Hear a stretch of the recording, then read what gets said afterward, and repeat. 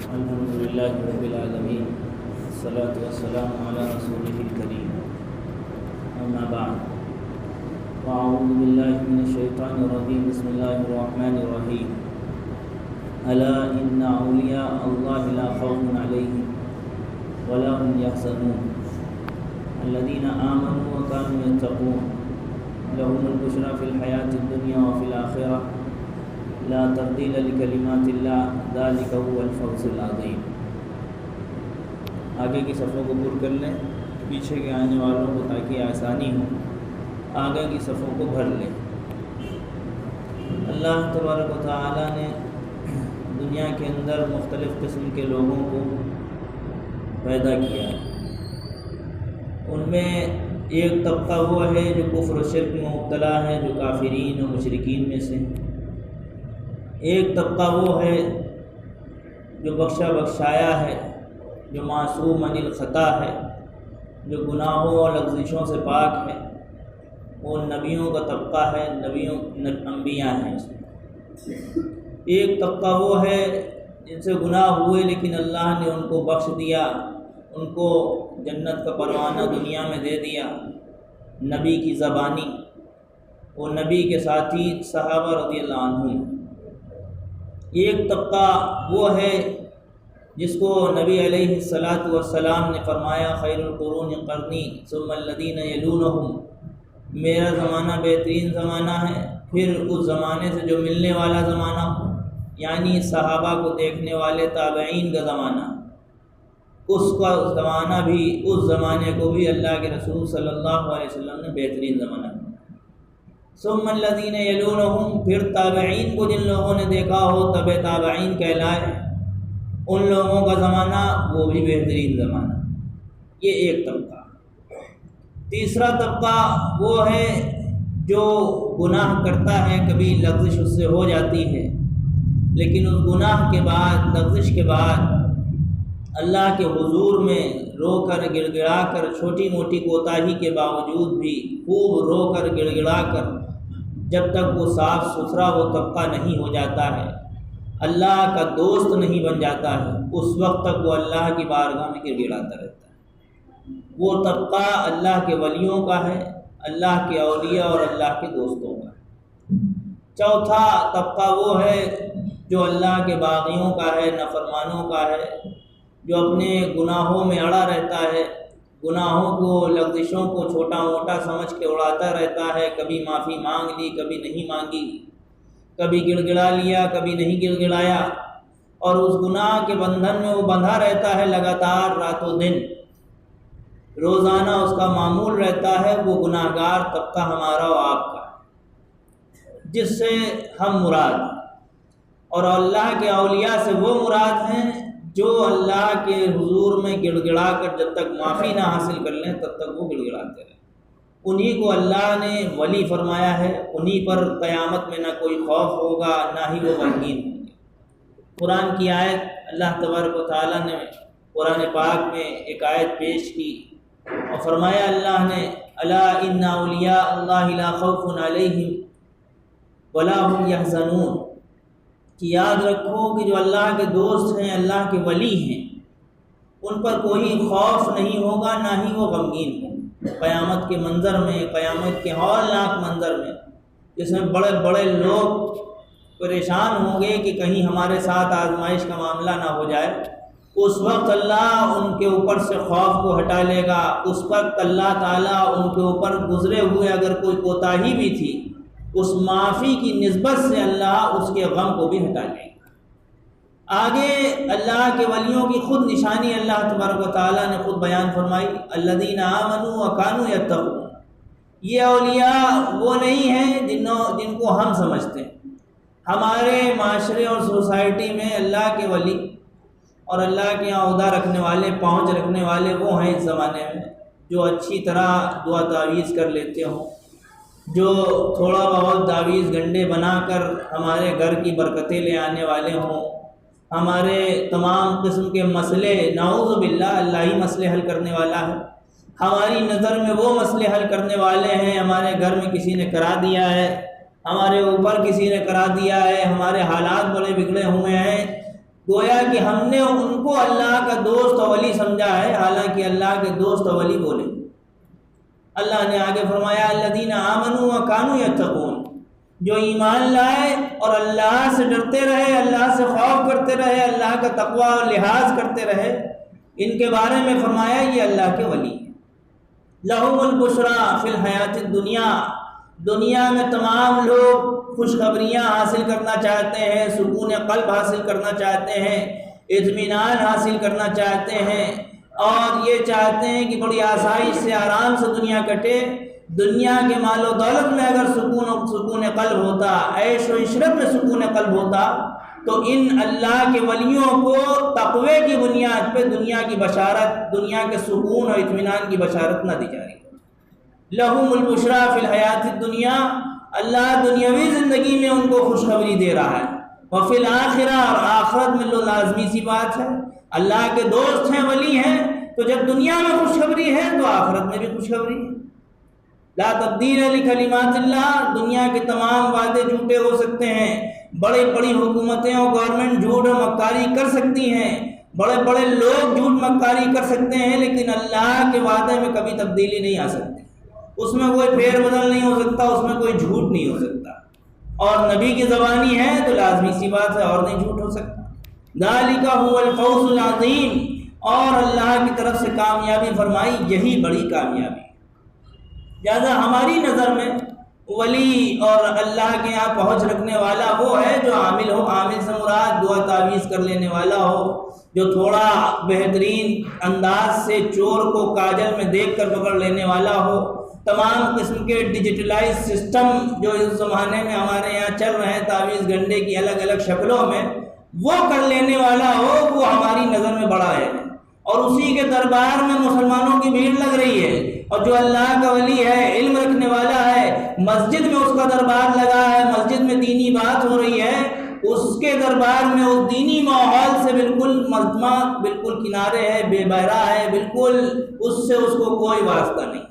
اور آپ ان کے اڈوں پہ، ان کی جگہوں پہ دیکھیں جن کے آپ تعویذ گنڈے بٹ رہے ہوں، تمہارے اوپر فلاں چیز ہے، تمہارے اوپر فلاں حالات ہے، تمہاری روزی میں کسی نے رکاوٹ لگا دی ہے، سب سے مین بنیاد یہی شرک کی بنیاد پڑ گئی کہ روزی جب اللہ کے ہاتھ میں ہے، دنیا کے کسی مخلوق کا دم نہیں ہے کہ وہ روزی کو روک کے دکھا دے،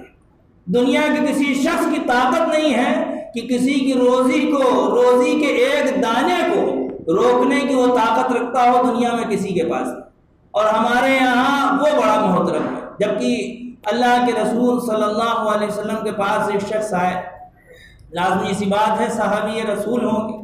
پوچھا اللہ کے رسول یا رسول اللہ من اولیاء اللہ، اے اللہ کے رسول اللہ کے دوست، اللہ کے ولی کون؟ اللہ کے رسول صلی اللہ علیہ وسلم نے یہ نہیں فرمایا کہ ہاں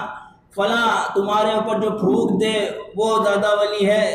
فلاں تمہارے لیے دعا کر دے وہ زیادہ ولی ہے، فلاں تمہارے لیے اللہ کے حضور میں خوب گڑ گڑا کے مانگ لے وہ تمہارے لیے ولی ہے۔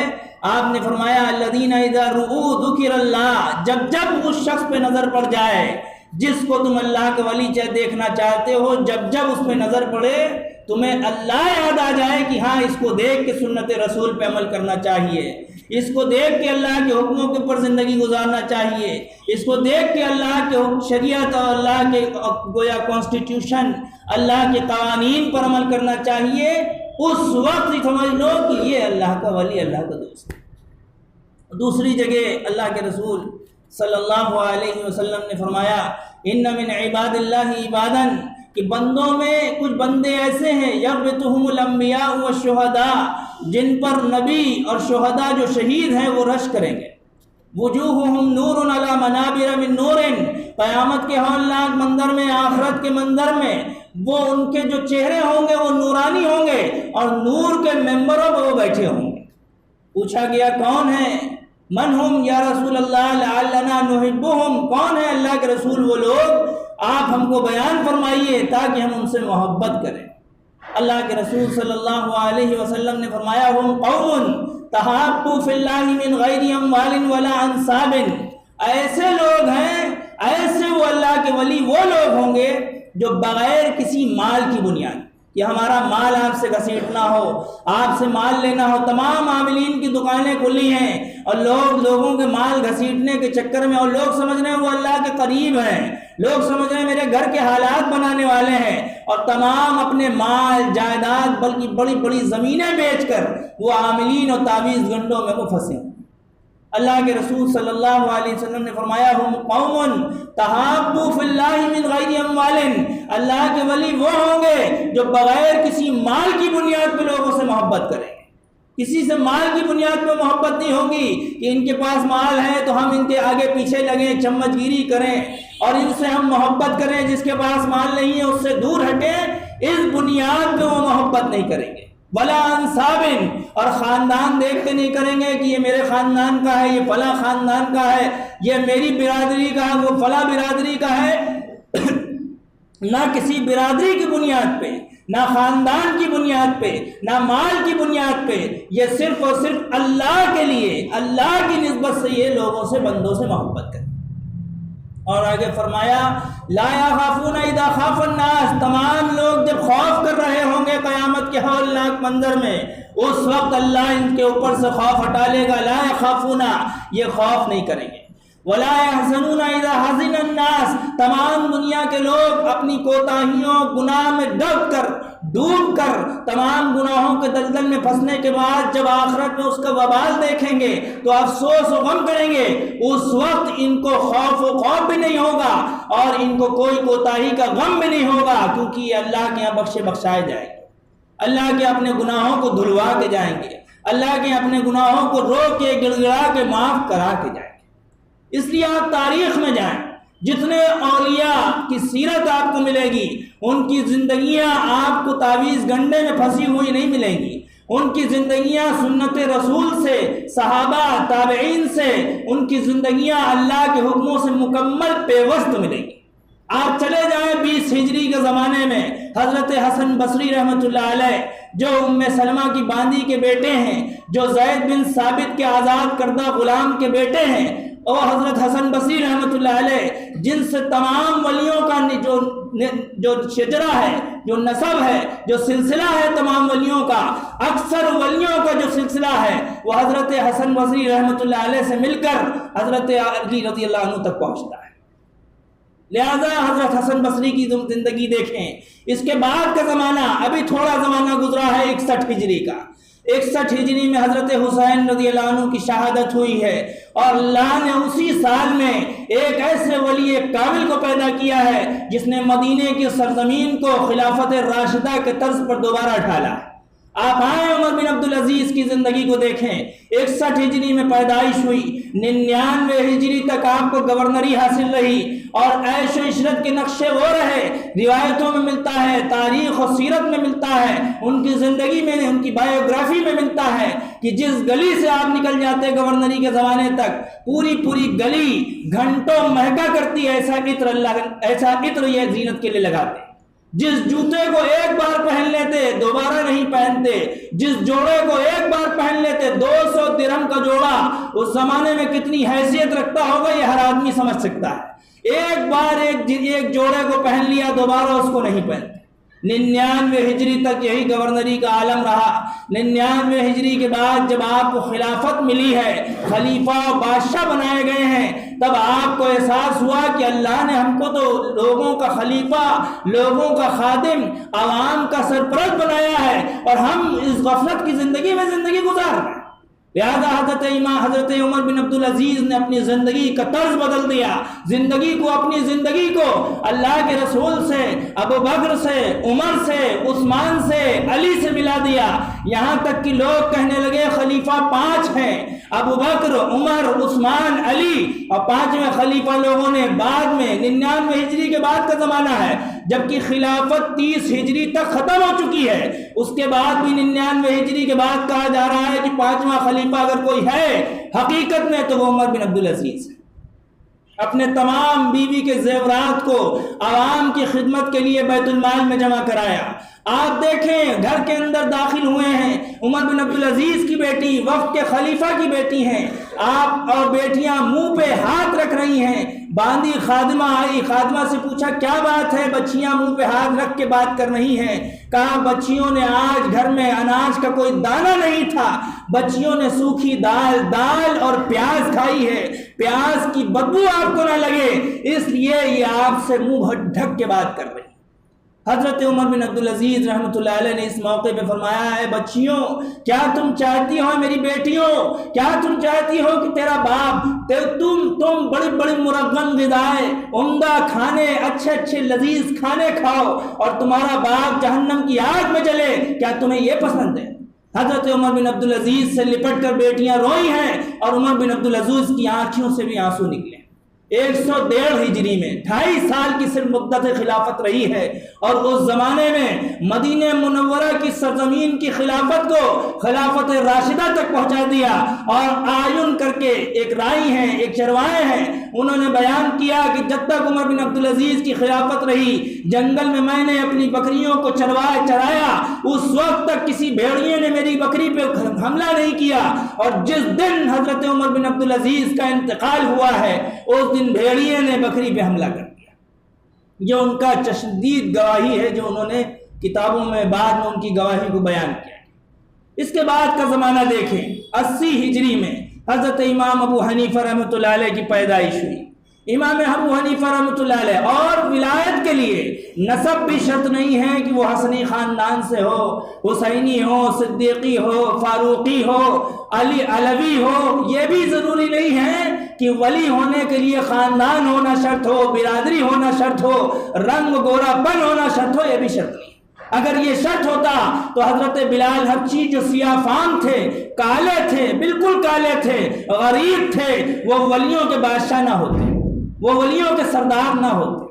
لہذا آپ دیکھیں 80 ہجری میں امام ابو حنیفہ رحمۃ اللہ علیہ کی پیدائش ہوئی۔ حضرت امام ابو حنیفہ رحمۃ اللہ علیہ کو بہت سے لوگوں نے طعن و تشنیع کا نشانہ بنایا ہے۔ اس زمانے میں بہت سے لوگ حضرت امام ابو حنیفہ کے اوپر جھوٹے الزامات لگاتے ہیں، حالانکہ امام ابو حنیفہ کے بارے میں امام ذہبی رحمۃ اللہ علیہ نے فرمایا کہ یہ حدیث کے حافظ تھے۔ حافظ قرآن وہ ہے جو قرآن حفظ کر لے، حافظ حدیث کی اصطلاح میں وہ ہے جو 1,00,000 حدیثوں کا حافظ ہو۔ 1,00,000 حدیثیں جس کو حافظ یاد ہوں، حفظ یاد ہوں، اس کو حافظ حدیث کہا جاتا ہے۔ امام ذہبی نے فرمایا کہ یہ حافظ حدیث تھے، 1,00,000 حدیثوں کے حافظ تھے، 12,90,000 مسئلے امام ابو حنیفہ رحمۃ اللہ علیہ نے مرتب کیے ہیں، لکھے۔ اور 150 ہجری میں 150 ہجری میں امام ابو حنیفہ کا انتقال ہوا، 6 بار نماز جنازہ پڑھی گئی، اور آپ کے جنازے میں تقریباً 50,000 سے زائد لوگ اس زمانے میں، جبکہ بیابان علاقے ہوا کرتے تھے، آبادی کم ہوتی تھی، 50,000 سے زائد لوگوں نے آپ کی نماز جنازہ پڑھی۔ اس کے بعد کا زمانہ آئے 153 ہجری،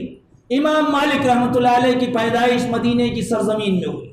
بہت سے لوگوں نے بخاری سے پہلے موطا نام کی کتاب لکھی، بہت سے لوگوں نے موطا نام کی کتابیں لکھی ہیں، موطا لفظ سے کتابیں لکھی ہیں، لیکن سب سے زیادہ مقبول اگر کسی کی کتاب ہوئی موطا کے نام سے وہ امام مالک ہیں۔ امام مالک رحمۃ اللہ علیہ کے زمانے میں مدینے میں بہت سے عالم رہے، لیکن وہ بادشاہ وقت کی طرف سے اعلان تھا کہ جب مالک مدینے میں موجود ہوں اس وقت تک کسی کو مسئلہ بتانے اور فتویٰ بتانے کی اتھارٹی نہیں ہے۔ امام مالک رحمۃ اللہ علیہ مدینے کی سرزمین میں کبھی سواری پہ سوار نہیں ہوئے۔ لوگوں نے پوچھا کہ آپ سواری پہ سوار نہیں ہوتے، کیوں نہیں ہوتے؟ بڑی دور دراز زمینیں ہیں، پیدل جایا کرتے ہیں۔ امام مالک رحمۃ اللہ علیہ نے فرمایا کہ اس مدینے کی سرزمین میں اللہ کے رسول صلی اللہ علیہ وسلم کا قدم کہیں نہ کہیں پڑا ہوگا۔ مالک کی جرأت و حیثیت نہیں ہے کہ یہ اس قدم پہ سواری پہ سوار ہو کے چل سکے۔ یہ محبت رسول ہے۔ امام مالک کا قول ہے ان ھذا الدین لا یصلح آخرہ الا بما صلح به اولہ۔ اس دین کی لیٹسٹ جنریشن بعد کی جنریشن جتنی بھی آتی جائے، جب تک وہ اپنے پیچھے والی جنریشن کے مطابق یعنی اللہ کے رسول، صحابہ و تابعین کے مطابق، بزرگوں کے مطابق زندگی نہیں گزارے گی، اپنے آپ کو درست نہیں کرے گی، تب تک وہ کامیاب نہیں ہو سکتی۔ اس کے بعد کا زمانہ ہے 150 ہجری کا، امام شافعی محمد بن ادریس کی پیدائش ہوئی۔ مدینے کی سرزمین میں آپ تشریف مکے کی سرزمین میں آپ کی والدہ 2 سال کی عمر میں لے آئیں۔ حفظ قرآن کیا، بڑے عالم بنے۔ 204 ہجری میں ان کی وفات ہوئی مصر کے علاقے میں۔ اس کے بعد کے زمانے میں آئے 164 ہجری میں امام احمد بن حنبل رحمۃ اللہ علیہ کی پیدائش ہوئی، اور آپ شاگرد ہیں امام شافعی کے۔ مسند احمد نام کی کتاب لکھی، کئی ہزار حدیثوں کو جمع کیا، اور قرآن کے سلسلے میں جب قرآن کے سلسلے میں مارے جانے والے لوگوں کو شمار کیا جائے گا تابعین اور بزرگوں میں، تو سب سے پہلے بزرگوں میں اگر قرآن کے لیے مارے جانے والے شخص کی بات آئے گی وہ امام احمد بن حنبل ہیں، جن کو چوراہے پہ لا کے قرآن کی نسبت سے کہ قرآن اللہ کا کلام ہے یہ کہنے کی وجہ سے امام احمد بن حنبل رحمۃ اللہ علیہ کو کوڑوں سے مارا گیا۔ تقریباً 245 یا 47 ہجری میں آپ کی وفات ہوئی۔ اس کے بعد کا زمانہ ہے 194 ہجری میں حضرت امام بخاری رحمۃ اللہ علیہ کی پیدائش ہوئی۔ اس کے بعد کے زمانے میں آئے حضرت امام غزالی رحمۃ اللہ علیہ۔ 450 ہجری میں عراق کے شہر قادیان میں آپ پیدا ہوئے، اور امام غزالی رحمۃ اللہ علیہ نے بڑی قربانیاں دی، بڑے لوگوں کو تصوف سے جوڑا، اللہ کے حکموں سے جوڑا۔ 470 ہجری میں حضرت عبد القادر جیلانی، جن کو بڑے پیر صاحب کہا جاتا ہے، عراق کے شہر گیلان میں آپ پیدا ہوئے، اور گیلان شہر میں پیدا ہونے کے بعد آپ کی والدہ کے ساتھ آپ بغداد تشریف لے آئے، اور اس کے بعد بڑی دین کی خدمت کی، اور کئی سو یہودیوں کو، جو یہودی اسلام جلدی نہیں لاتے ہیں، جیوز کہلاتے ہیں، جو اسرائیل پہ اس وقت قابض ہیں، وہ ان لوگوں کو اللہ کے ولی نے اپنی قربانیوں سے دین کی دعوت دی کہ سینکڑوں یہودیوں کو اسلام میں داخل کیا۔ اس کے بعد کے زمانے میں آئے تقریباً 537 ہجری میں حضرت معین الدین چشتی رحمۃ اللہ علیہ کی پیدائش افغانستان اور ایران کے درمیان سجستان کے علاقے میں ہوئی، اور آپ اپنے بزرگ اپنے پیر عثمان ہارونی کی خدمت میں 20 سال رہے، اور 579 ہجری میں آپ ہندوستان کی سرزمین اجمیر میں تشریف لائے، اور تقریباً 627 ہجری میں آپ کی وفات 90 سال کی عمر میں ہوئی۔ کئی لاکھ مسلمانوں نے آپ کے ہاتھ پہ توبہ کی، اور تقریباً کئی ہزار غیر مسلموں نے آپ کے ہاتھ پہ اسلام کی۔ اس کے بعد کے زمانے میں نظام الدین اولیاء رحمہ اللہ، جن کے بارے میں کہا گیا 625 ہجری میں پیدائش ہوئی، اور تقریباً 627 ہجری میں پیدائش ہوئی، اور 725 ہجری کے بعد آپ کی وفات ہوئی۔ بدایوں کے علاقے میں پیدا ہوئے، باپ دادا آپ کے بخارا اور سمرقند سے تعلق رکھنے والے۔ ان تمام ولیوں نے کبھی یہ نہیں کہا کہ تم صرف اور صرف ہماری پیروی کرو، تم صرف ہماری اقتدا کرو، تم ہماری عزت کرو، ہمیں تو سب سے بڑا مانو۔ کبھی ان ولیوں کی زبانوں سے یہ نکلا ہی نہیں، بلکہ انہوں نے اپنی ان کی زندگی آپ اٹھا کے دیکھ لیں، فقر و فاقے کی زندگی ہے، پیبند لگے ہوئے کپڑوں کی زندگی ہے۔ رسول اکرم صلی اللہ علیہ وسلم کی زندگی سے ان کی زندگی کو مکمل کھلایا جائے تو ہو سکتا ہے کہ 100% ان کی زندگی اللہ کے رسول صلی اللہ علیہ وسلم کی زندگی کے نقش قدم پہ ملے، اور ہماری زندگی اللہ کے رسول صلی اللہ علیہ وسلم، تابعین، صحابہ، اولیاء، اور چاہے بڑے پیر صاحب شیخ عبد القادر جیلانی، چاہے معین الدین چشتی، نظام الدین اولیاء، ابھی باہر کے چلیں عبد القادر جیلانی، امام غزالی، بختیار کاکی، بایزید بستامی، جن لوگوں کے بارے میں بایزید بستامی رحمۃ اللہ علیہ کے بارے میں تو لوگوں نے لکھا ہے کہ اولیاء میں جس طرح فرشتوں میں جبرائیل کا منزلہ اور مرتبہ ہے، اسی طرح ولیوں میں بایزید بستامی رحمۃ اللہ علیہ کا مرتبہ ہے۔ اور فضیل بن عیاض جو اپنے وقت کے ڈاکو تھے، جب انہوں نے آیت سنی کہ کیا الم یأن للذین آمنوا ان تخشع قلوبهم لذکر اللہ، اس آیت کو سننے کے بعد کہ ایمان والوں کے لیے وہ وقت نہیں آیا کہ وہ اللہ کے ذکر کو سننے کے بعد ڈر جائیں، اس آیت کو سننے کے بعد فضیل بن عیاض کو اللہ نے اللہ کے ولی بنایا ہے، اور ان کو کتابوں میں لکھا گیا حضرت فضیل بن عیاض رحمۃ اللہ علیہ۔ لہذا یہ رحمۃ اللہ علیہ صرف ایسے ہی نہیں بن گئے کہ ولیوں کے نسب سے ہوں، یا حسنی خاندان کے ہوں، حسینی خاندان کے ہوں، فاروقی ہوں، صدیقی ہوں، بلکہ ان کی زندگیاں، انہوں نے اپنی زندگیوں کو اللہ کے رسول کے نقش قدم پہ، تابعین اور اولیاء کے، تابعین اور تبع تابعین کے نقش قدم پہ رکھا۔ اب ہمارے لیے ہے کہ ہم ان کی شان میں چادریں چڑھا کے، پھول چڑھا کے، تمام قسم کی ان کی شان میں جو گستاخیاں کر رہے ہیں، یہ قیامت کے ہولناک منظر میں ہم سے سوال کریں گے کہ ہم نے تم کو کہا تھا کہ تم میری اتباع اور میرے ذریعے سے اللہ کے رسول کی اتباع کرنا صلی اللہ علیہ وسلم، ہم نے تم سے یہ نہیں کہا تھا کہ تم یہ بدعات، یہ خرافات انجام دینا جو بدعات اور خرافات سے اللہ کے رسول نے منع فرمایا۔ اس لیے اللہ نے موقع عنایت فرمایا ہے، اللہ کے ولیوں کی عزت و مقام اپنی جگہ، ان کی عزت کرنا ہے، ان کے مقام کو سمجھنا ہے اور ان کے وقار کو ان کی خدمت میں ایصال ثواب بھی بھیجنا ہے۔ اور دوسری بات، انہوں نے جس پیغام کو قیامت تک کے ہندوستان میں آ جائے، حضرت فضل الرحمان گنج مراد آبادی جو اناؤ کی سرزمین میں ہے، شاہ ولی اللہ جو دلی کے آس پاس کی سرزمین میں ہے، شیخ احمد سرہندی جو پنجاب کی سرزمین میں ہے، اور تمام اولیاء جو آس پاس کی سرزمین میں ہے، صرف اس بنیاد پر پیغام دے کے گئے ہیں کہ ہم جو آنے والی جنریشن ہے وہ اللہ کے رسول کے نقش قدم پہ چل سکے۔ اللہ تعالیٰ ہمیں کی توفیق عطا فرمائے، مسجدوں سے جڑنے اور اللہ کے حکموں کو ادا کرنے کی توفیق عطا فرمائے۔ وآخر دعوانا الحمدللہ رب العالمین۔